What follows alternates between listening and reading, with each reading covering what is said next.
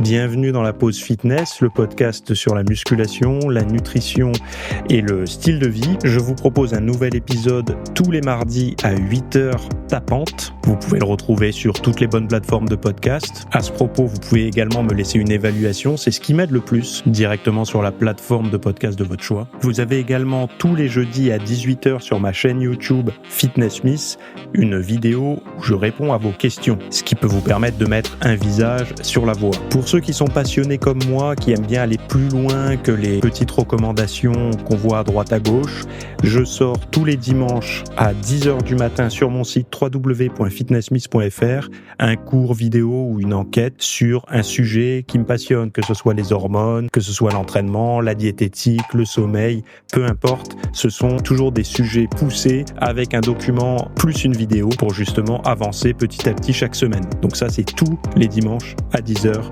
sur mon site www.fitnessmiss.fr. Pour ceux qui veulent avoir des programmes ou de la documentation numérique, que ce soit un programme masse, un programme sèche, un programme énergie, j'ai plein de rubriques sur mon site, donc vous pouvez voir le lien directement dans le podcast à la rubrique boutique.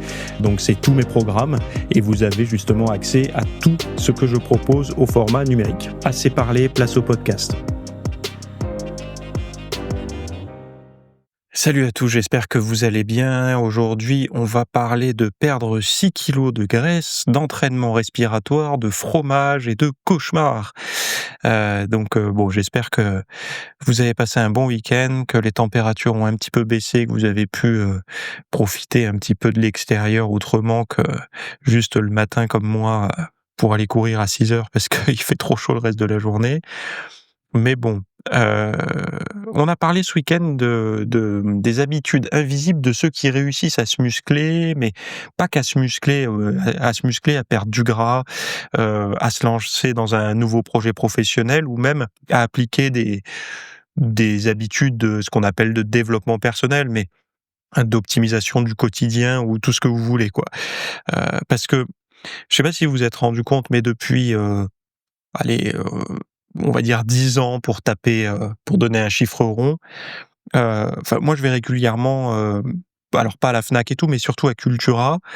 Et c'est vrai que si vous regardez le rayon du dev perso et tout, c'est vraiment monstrueux. Il y a énormément de contenus, de livres qui sont vendus et pourtant, les gens globalement vont pas mieux. Regardez un petit peu les statistiques, dépression, anxiété, tous ces trucs-là, ça va pas top. Et puis, le développement au niveau professionnel et tout, c'est pareil, quoi. Il y a pas vraiment d'ampleur, des entrepreneurs et tout. Il y en a quelques-uns puisque, il y a des statuts qui se sont ouverts depuis, on va dire 15-20 ans, mais sinon, ça reste quand même, marginal. Et qu'est-ce qui fait la différence entre ceux qui se lancent?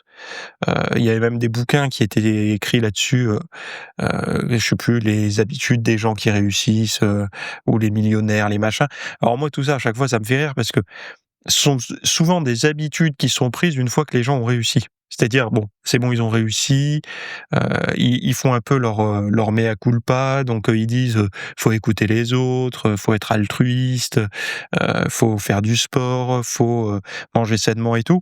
Or, quand vous regardez bien, durant leur ascension, c'est pas du tout ce qu'ils ont fait, quoi. Ils l'ont fait une fois qu'ils étaient en haut de la colline, de la montagne, mais sinon avant, ils allaient à fond, en fait, ils flirtaient avec le burn-out, quoi, en permanence, parce que on construit pas quelque chose de fort et de dur et de solide sans un esprit de compétition, donc sans se dépasser, quoi.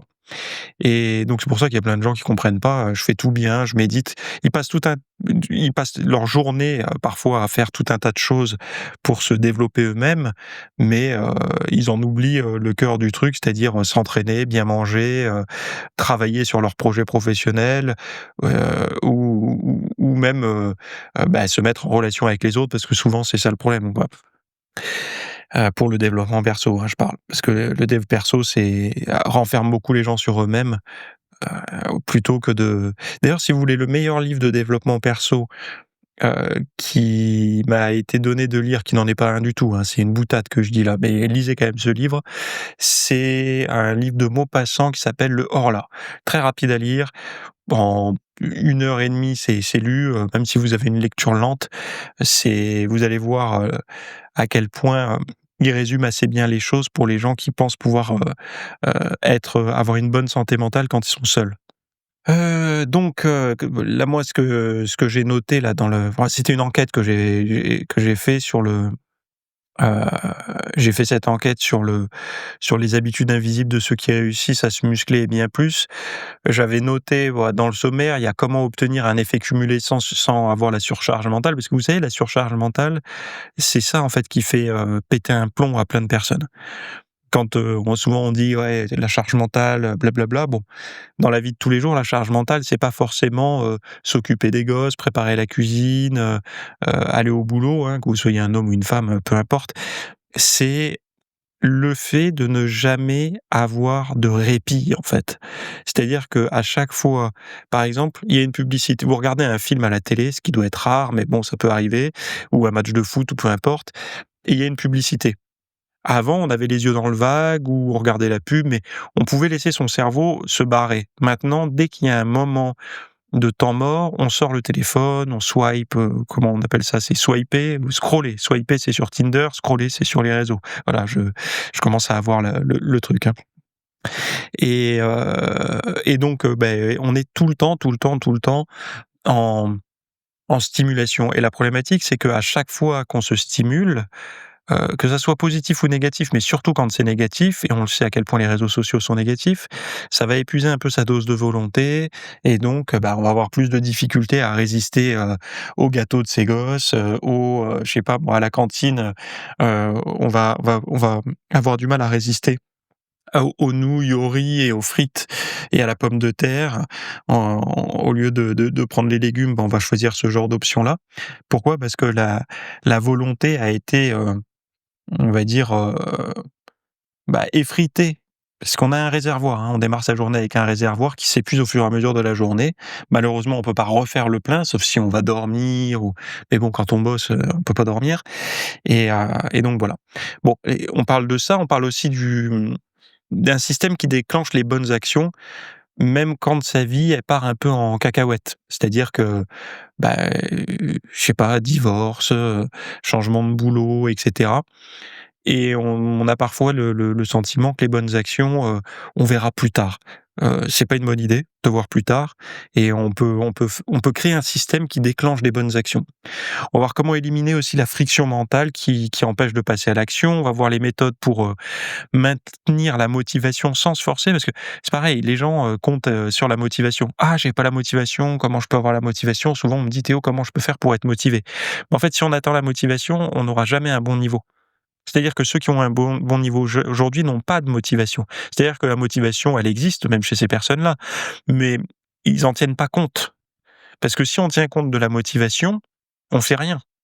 La motivation ne doit pas guider nos actes au quotidien. C'est pas possible.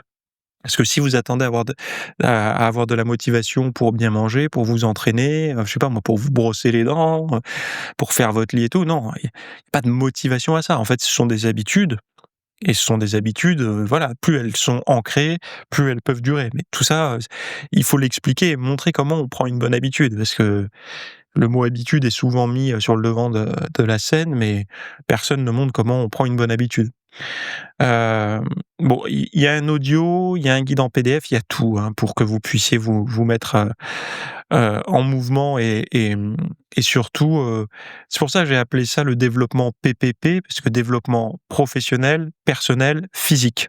Le but, c'est vraiment de réussir à se construire, à se faire progresser, quoi, tout simplement, et pas à subir, les affres des années et de la mauvaise santé et tout, sans agir, quoi, d'essayer d'être acteur un petit peu du changement, quoi, voilà. Donc c'est ici. Vous avez le lien directement dans les notes de ce podcast. Premier sujet du podcast, régime vegan versus régime méditerranéen. Alors le véganisme alcalin favorise la perte de poids. Donc il y a un essai clinique mené à Washington et publié dans Frontières in Nutrition qui compare pour la première fois l'impact direct d'un régime méditerranéen et d'un régime vegan pauvre en graisse sur l'acidité de l'alimentation et le poids chez les adultes en surpoids. L'étude, donc c'est un essai, croisé randomisé qui a suivi 62 volontaires, chaque participant, testant tour à tour les 2 régimes pendant 16 semaines, séparés par une période de transition. Donc qu'est-ce qu'ils ont montré comme nouveauté dans cette recherche? Eh ben, ça réside dans le fait que seul le régime vegan a permis de réduire, de manière significative l'acidité alimentaire, aboutissant à une perte de poids moyenne de 6 kilos. Alors, que le régime méditerranéen n'a pas entraîné de variation de poids. La diminution du poids observée sous régime vegan était due principalement à une réduction de la masse grasse, et les analyses statistiques révèlent un lien direct entre la baisse de l'acidité alimentaire calculée par le score PRAL et NEAP et la perte de poids indépendamment de la quantité de calories consommées. Cela signifie que l'effet bénéfique est bien lié à l'alcalinité apportée par une alimentation riche en fruits et légumes, céréales complètes et légumineuses, sans produits d'origine animale. En conclusion, cette recherche de haut niveau et ces cliniques randomisées en crossover montrent que le choix d'un régime vegan pauvre en graisse peut offrir des avantages concrets pour perdre du poids et réduire l'acidité alimentaire par rapport à un régime méditerranéen pourtant considéré comme modèle de santé.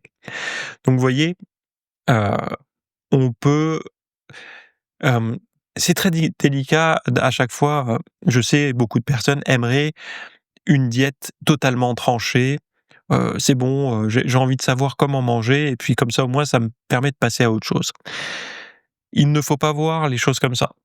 C'est-à-dire qu'il n'y a pas une façon de manger, et d'ailleurs, c'est ce que je répéterai toujours, mais même à l'intérieur d'une année, moi je vois l'alimentation comme il y a des cycles. C'est-à-dire qu'il y a des moments où on peut manger peut-être un petit peu plus de graisse, des moments un peu moins, et cetera. Et tous les chemins pour mener à la perte de poids, heu, peuvent être envisagés en fonction des profils de chacun.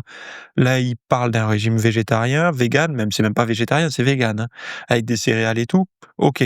Moi personnellement, je le ferai pas pour la simple et bonne raison qu'en pratiquant la musculation, et en me connaissant bien, parce que je me connais quand même suffisamment bien. Si j'ai trop de glucides et trop peu de protéines et peu de graisse, alors eux, ils parlent pas des graisses là, mais moi enfin si, ils parlent des graisses, mais on sait pas lesquelles ils ont réduit. Si c'est réduire, effectivement les graisses trans et les graisses saturées, bon bah, je suis d'accord, hein. Enfin, je veux dire aujourd'hui tous les pratiquants de fitness sérieux ne consomment pas des doses, élevées de graisses saturées logiquement, quoi. Heu, donc ça OK, mais moi là, je sais très bien, pour l'avoir testé, hein, je dis pas ça en termes de supposition ou de militantisme pro-viande ou végétaux ou quoi, je m'en fiche. C'est juste que je me connais suffisamment, j'ai pas besoin d'une étude pour me dire que ça va pas me convenir. Mais je sais très bien, pour en avoir discuté à certaines personnes, que chez eux, ça leur convient. Alors je sais pas en termes de prise de masse musculaire, mais en termes de régime de long terme, à eux, ça leur convient, ils se sentent très bien en mangeant vegan, tant mieux pour eux. Mais là, moi c'est pas ça qui m'intéressait dans l'étude. La perte de 6 kilos, on peut perdre 6 kilos avec tout un tas de régimes. C c'est que je me rends compte dans la littérature que le régime méditerranéen est de plus en plus attaqué. Alors est-ce que c'est parce que, je sais pas moi, ils se rendent compte que c'est quand même un régime qui contient pas mal de glucides, j'en sais rien. Mais c'est quelque chose que je constate, et vous avez vu la semaine dernière, ils ont même attaqué, enfin c'est des études, hein, ils s'amusent pas à le faire pour le plaisir, j'imagine. Il y a même eu enfin ils attaquent pas, et c'est pas bien l'utilisation que j'en fais là. Ils ont montré, ils ont observé, voilà, que certaines, substances dans l'huile d'olive pouvaient être, dommageables pour la enfin c'est pas dommageable, c'est encourager la prise de graisse. Donc est-ce que ça sera la sèche de demain de faire une diète, végane? J'en sais rien. Peut-être que moi ce que j'aimerais, c'est avoir des retours d'expérience, parce que j'en ai très peu. Alors bien sûr, il y en a sur les réseaux sociaux, il y a toujours un ou 2 influenceurs, qui le font, mais je souhaiterais, moi, avoir vraiment des retours, parce que ça mettrait un terme au débat, quoi. Il y a des gens qui ont envie de suivre cette diète, mais ils doutent, de son efficacité pour la prise de masse musculaire, les performances et le fait d'avoir les abdos visibles et tout. Et d'autres personnes qui critiquent, qui disent: «Ça marchera jamais», bon. Heu et j'aime pas trop moi les combats comme ça, je préfère que les gens fassent des régimes qui soient adaptés. En fait, un régime sain, qui tendent vers la viande, qui tendent vers, le véganisme et tout ça. Moi, je le vois pas, viande versus, plantes. Je le vois déjà pour moi, la première marche est transformé et hypercalorique versus, au poids, donc à maintenance ou hypocalorique et non transformé. Pour moi, déjà, il y a un pas énorme entre ces 2 choses-là. Après, les guéguerres internes des régimes carnivores, céto, paléo, végétarienne, végane, machin, ça, je m'en fiche, en fait. C'est chacun après il trouve son compte, mais pour moi, déjà, il y a un pas énorme quand on arrête de manger des choses qui sont dans des boîtes en carton, quoi. Bon, le deuxième sujet, c'est l'entraînement respiratoire qui améliore la santé cardiaque sans impact direct sur le sommeil. Donc, c'est une étude prospective pilotée par des chercheurs américains, publiée sur RxIV, qui a exploré les effets de l'entraînement des muscles respiratoires sur le sommeil et la santé cardiovasculaire chez des adultes en bonne santé. Ils ont pris 67 volontaires équipés avec des bracelets connectés et ils ont suivi pendant 5 semaines un programme quotidien d'exercice, renforcement musculaire et qu'est-ce qu'ils ont mis d'autre dedans? Enfin non, renforcement des muscles inspiratoires et expiratoires, tandis qu'un groupe témoin poursuivait sa routine habituelle. Les scientifiques ont mesuré à la fois la qualité du sommeil et des indicateurs de la fonction cardiaque, comme la variabilité de la fréquence cardiaque, un marqueur reconnu de la santé du système nerveux autonome. Et au niveau des résultats, l'étude a montré que l'entraînement respiratoire améliore de façon significative la variabilité de la fréquence cardiaque. Alors vous savez que la variabilité de la fréquence cardiaque, c'est quelque chose que le sportif, moi par exemple, je surveille pour ma récupération. Savoir si j'ai une bonne récupération. Et je regarde pas mal ce qu'on appelle la VFC, variabilité de la fréquence cardiaque. Alors ça, on peut le suivre surtout si on a une montre connectée moderne qui peut calculer ça. Et c'est vrai que quand on se calque là-dessus, enfin moi personnellement, hein, j'ai remarqué qu'en me calquant là-dessus, j'étais plus respectueux de ma récup, donc c'est-à-dire intensité versus, enfin haute, basse intensité à l'entraînement. Parce que il y a beaucoup de personnes qui négocient pour s'entraîner le moins possible et d'être le moins intense possible et d'avoir le maximum de résultats possible. C'est un petit peu, vous savez, la dynamique du livre de Tim Ferriss là, sur le corps, la 4 Hour Body, où enfin, il y a toute une méthode où le truc, c'est il s'entraîne très, très peu, quoi. Mais alors je comprends, la logique marketing derrière puisqu'il y a, globalement, les gens ont pas trop envie de s'entraîner, ils aiment pas ça, c'est difficile, il faut se motiver et tout. Mais assez peu de personnes parlent de l'autre pan des sportifs, donc moi je fais partie et certainement peut-être vous aussi, où on aime s'entraîner. On aime ça et donc nous, on a un biais parce qu'on a une forme, j'ai pas envie de dire addiction parce que addiction c'est péjoratif, mais on a une forme de désir assez fort de s'entraîner, quasi quotidiennement, quoi. Enfin moi personnellement, je m'entraîne du lundi au samedi, je prends mon dimanche de repos. Ou alors je fais enfin bon bref, le samedi de repos et le dimanche je m'entraîne, peu importe. Mais moi je dois lever le pied volontairement, c'est-à-dire que je dois trouver une motivation, pour, lever le pied. Et il y a des gens pour qui enfin, ils ne comprennent même pas ça. Pour eux, c'est une motivation pour aller 3 fois à la salle. Encore une fois, le mot motivation est mal utilisé parce que comment j'en suis arrivé à ça? C'est parce que j'ai pris des habitudes quasi quotidiennes et donc du coup, c'est beaucoup plus facile quand on s'entraîne quasi quotidiennement de continuer à s'entraîner quasi quotidiennement que quand on s'entraîne 3 fois par semaine, puisque quand on s'entraîne 3 fois par semaine, je l'ai dit la fois dernière, mais déjà plus de la moitié de l'année, on s'entraîne pas. Bah oui, 3 fois par semaine, ça veut dire que plus de la moitié du temps, on s'entraîne pas de l'année. Donc ça veut dire que dans vos habitudes, en général, c'est ce qui domine qui perdure et ce qui domine, c'est de s'entraîner moins que de s'entraîner. Donc ça va pas dans le bon sens. Mais bon bref, c'est un voilà. Donc j'en reviens à ça, cette variabilité de la fréquence cardiaque, pourquoi je la surveille? Parce que si moi j'écoute que mon désir, je m'entraînerai intense tout le temps.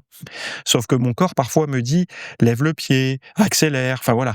Et c'est vrai que quand en observant ma VFC calculée par un algo, plus mon ressenti, je me rends compte que c'est quand même assez en adéquation. Alors je sais, il y en a qui disent que c'est pas fiable et tout.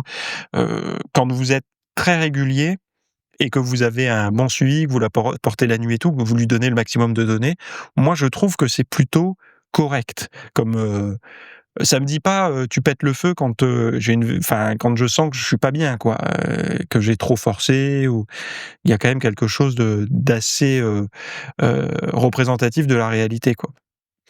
Bon, il y a aussi, ça reflète une meilleure santé cardiaque, sans pour autant modifier la qualité du sommeil chez les participants, qu'ils soient bons ou mauvais dormeurs. Les effets positifs sur la fonction autonome cardiaque persistent au-delà de la période d'entraînement. Cette recherche randomisée contrôlée réalisée en conditions réelles et à distance grâce à des objets connectés constitue une première dans une population non clinique. Elle suggère que l'entraînement respiratoire pourrait devenir une stratégie simple et non médicamenteuse pour renforcer la santé cardiovasculaire, y compris chez les personnes sans pathologie particulière. Toutefois, l'étude souligne la nécessité de poursuivre les recherches, etc., etc. Bon, l'entraînement respiratoire, vous savez, il y a des appareils maintenant pour s'entraîner respirer contre résistance. Mais déjà, le premier exercice qu'on peut faire, c'est de faire de la respiration diaphragmatique, donc avec le ventre, où vous vous allongez, vous mettez votre main sur le ventre, et puis inspire, on gonfle, expire, on creuse. Et puis on peut même mettre, un petit disque de poids de 1 kg sur le ventre et faire ça comme ça. Ça peut être juste ça, mais là, ça demande déjà de se mettre dans une posture et tout pour faire l'exercice, donc il y en a beaucoup qui le feront pas. Moi, le conseil que je vous donne, c'est si vous travaillez des fois assis à votre bureau ou debout à un bureau debout, mettez-vous au niveau de un peu en dessous des côtes là, la tranche du bureau sur le ventre et vous vous entraînez à inspirer et expirer en vous poussant et puis en vous rapprochant du bureau à la force du ventre, finalement. Et de temps en temps, de faire cet exercice-là. Parce qu'au moins, bah, ça se voit pas déjà, vous pouvez le faire même au bureau. Et puis, dès que vous y pensez, vous faites quelques répétitions. Moi, je trouve que c'est un bon réflexe parce que vous avez le côté sensoriel. Donc, comment on appelle ça? Je sais pas, c'est kinesthésique, quoi. Où vous avez comment dire, le contact du bureau avec le ventre. Et ça vous permet de vous rendre compte que vous respirez avec le ventre ou avec la poitrine ou autre. Parce que souvent, la respiration qu'on critique, c'est la respiration haute, donc au niveau clavicule, thorax, quoi, qui est cette respiration qui fait lever les épaules et tout. Souvent, la respiration plus détendue, c'est juste le ventre qui bouge. C'est aussi la respiration la moins esthétique en fitness. Pourquoi? Parce qu'on a le bide qui sort, qui rentre, qui sort. C'est pas très joli. Et des gens qui veulent absolument garder le ventre plat, bah, artificiellement, en fait, ils respirent toujours avec le buste, ce qui n'est pas une bonne chose pour avoir une bonne respiration et pour bien laisser récupérer son air vague, entre autres, quoi. Donc moi, je trouve ça intéressant parce que si par exemple vous êtes au repos, vous êtes en sans muscu, sans course à pied forcée, et ben ça peut vous permettre de faire une forme d'entraînement, l'entraînement respiratoire, pour améliorer votre qualité de sommeil, et puis votre VFC, quoi. Voilà. Et puis justement une meilleure récupération du système nerveux autonome. Donc, pour rappel, hein, le parasympathique et le sympathique, c'est-à-dire celui qui encourage la récup et celui qui encourage l'action, quoi, pour simplifier les choses. Fromage et cauchemar, le lien soupçonné entre alimentation, sommeil et rêve selon une étude. Que l'on croque du fromage avant d'aller dormir ou qu'on grignote sucré en soirée, nos choix alimentaires pourraient bien influencer la qualité de nos nuits et même la teneur de nos rêves. C'est ce que révèle une nouvelle étude publiée dans Frontiers in Psychology, menée auprès de plus de 1000 étudiants, qui met en lumière un lien inattendu entre la consommation de produits laitiers et la survenue de cauchemars. La grande nouveauté de cette recherche est de démontrer qu'une intolérance au lactose, souvent méconnue, donc ça veut dire sans symptômes autres que ce qu'ils ont vu là, eux, pas de symptômes, c'est-à-dire que c'est pas immédiat, quoi, est fortement associée à la fréquence des cauchemars et à un sommeil de mauvaise qualité, vraisemblablement à cause des troubles digestifs survenant la nuit. Concrètement, un tiers des sondés déclarent faire régulièrement des cauchemars. Les femmes sont presque 2 fois plus nombreuses que les hommes à souffrir d'intolérance alimentaire et à rapporter des mauvais rêves. Environ 40% des participants pensent que leur habitude alimentaire du soir affecte leur sommeil et 25% identifient certains aliments, principalement les produits laitiers, les sucreries et les plats épicés, comme responsables de nuits perturbées. Fait marquant, ceux qui mangent moins sainement ont tendance à avoir des rêves plus négatifs et à moins s'en souvenir. Si la corrélation entre alimentation, sommeil et rêve semble claire, les chercheurs rappellent que le lien des causes à effet reste à approfondir et ils plaident pour de futures études expérimentales afin de vérifier c'est dire, quoi. Donc je sais pas, faites le test. Alors déjà rassurez-vous, hein, globalement, on fait plus de cauchemars et de rêves négatifs que de rêves positifs, hein. Les gens qui disent, faire des mauvais rêves, ou des cauchemars, c'est pas bien. Faut savoir bon, après il y a les cauchemars handicapants, j'avais fait toute une enquête là-dessus parce que, moi je vous dis quelque chose, que j'avais pas vu ailleurs, c'est que les cauchemars sont très peu traités dans la récupération du sportif. Or, si vous enquillez heu, des nuits, riches en cauchemars où ça vous empêche de vous rendormir parce que vous avez peur de vous rendormir pour pas revivre ce cauchemar très désagréable, ça impacte votre récupération et j'avais fait tout un cours là-dessus. Vous tapez cauchemar, hein, sur mon site, vous allez trouver parce que moi je trouve que c'est un domaine qui est assez peu abordé et qui est pourtant significatif parce que si vous enquillez les cauchemars et que vous allez tous les jours à la salle, je peux vous garantir que vous allez voir vos performances réduire, au fur et à mesure que vos nuits vont s'écourter, quoi et on verra comment, enfin bon, je vous en ai déjà parlé. À vous de, à vous de savoir après, je sais pas, moi j'ai pas fait le lien personnellement entre produits laitiers alors moi je mange peu ou pas de produits laitiers, hein. Les seuls, ça va être mes yaourts maison que je fais fermenter, 14 heures donc la teneur en lactose, elle est quand même fortement diminuée et la présence de probiotiques est fortement augmentée. On sait d'ailleurs que les probiotiques, ça a un rôle aussi sur les rêves et les cauchemars. Hem Et après, je mange pas de produits transformés, donc tout le lactose ajouté, j'en ai pas, parce que souvent il y en a dans la charcuterie et tout ça, mais moi j'en mange pas et là en ce moment, j'ai même pas de protéines laitières, c'est une protéine végétale que j'ai, je crois que c'est pois et courges, un truc comme ça, heu, pois, riz, courges, quelque chose comme ça. Donc je suis assez peu exposé au lactose, mais après, si le week-end j'ai envie de me faire une pizza ou de mettre un peu de fromage râpé sur, des fajitas, des choses comme ça, je le fais, sans trop regarder, quoi. J'en abuse pas, mais sans trop regarder, voilà. Après à voir. Moi, les symptômes que j'avais surtout avec, les produits laitiers, moi, c'était sur la sphère ORL. Donc si je mange, par exemple, des produits laitiers tout le temps, notamment, riches en lactose, mais aussi riches en graisse, type, des fromages gras, enfin pas forcément les fromages, mais les crèmes glacées, la crème fraîche, les choses comme ça. Moi, je vais au niveau, des sinus, ça va être pris, assez rapidement, quoi. Voilà. Donc après, moi je vous donne l'information, à vous de voir, mais si vous souffrez de cauchemars récurrents, de sommeil perturbé, essayez de sniper le lactose, que vous avez dans votre diète. Donc peut-être arrêter le shaker de protéines en poudre en fin de journée, remplacez-le par une protéine solide non laitière ou une protéine végétale et puis, sur le repas du soir, allez regarder même sur les étiquettes. Je ne sais pas si vous mangez peut-être encore des aliments, transformés, allez voir s'il n'y a pas présence de lactose dans ce que vous mangez.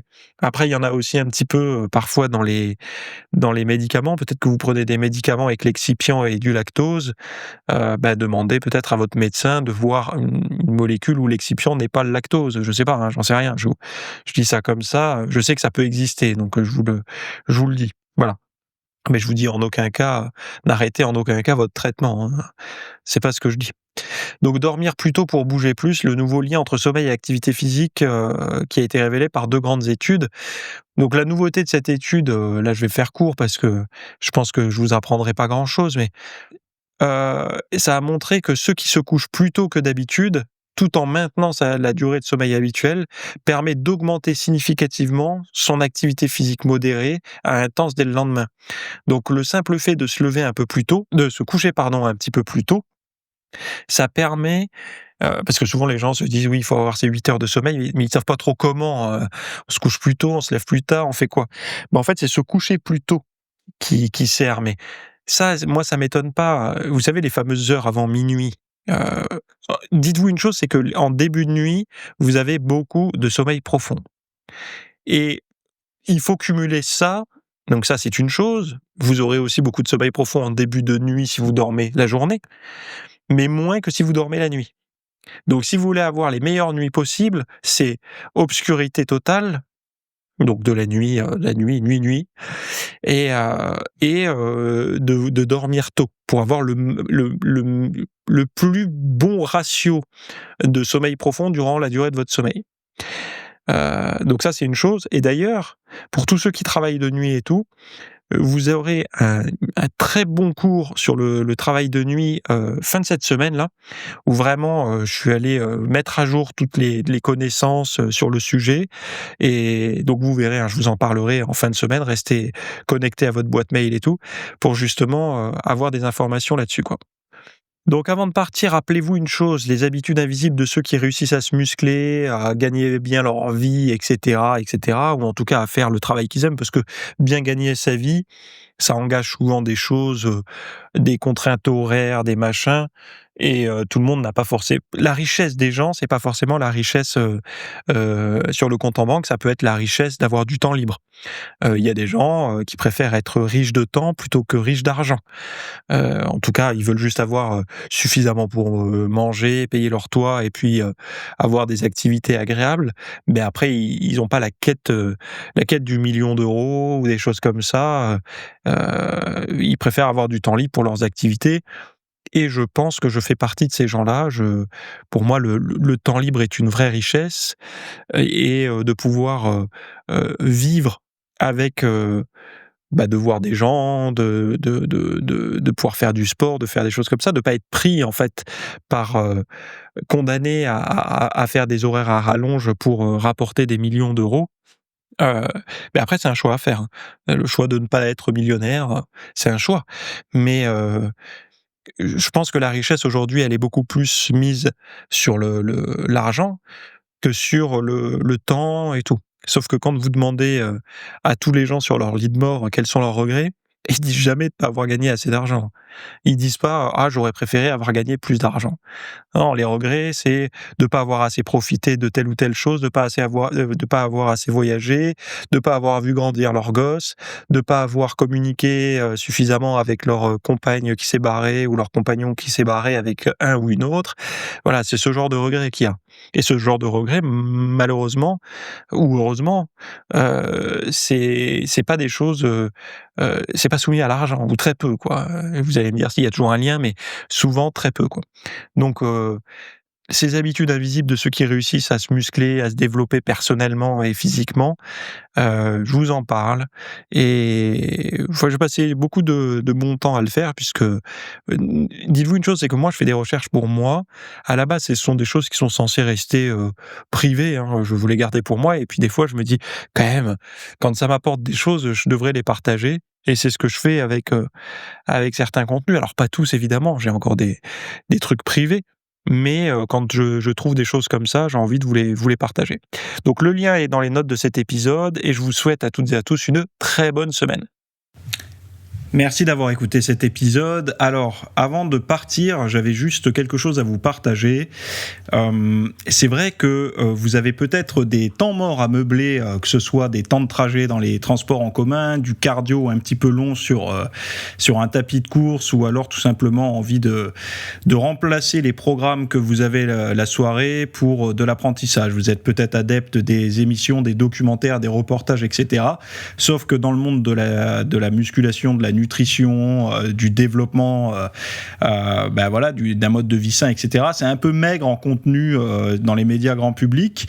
Et donc, ce que je vous propose, moi, personnellement, c'est d'aller faire un tour dans la bibliothèque alors, c'est un Netflix version fitness privée qui vous coûtera moins cher qu'un lavage auto au rouleau par mois. Et là, vous avez vraiment tous les sujets. Alors, c'est plein de cours que je propose. Il y en a déjà plus de 300.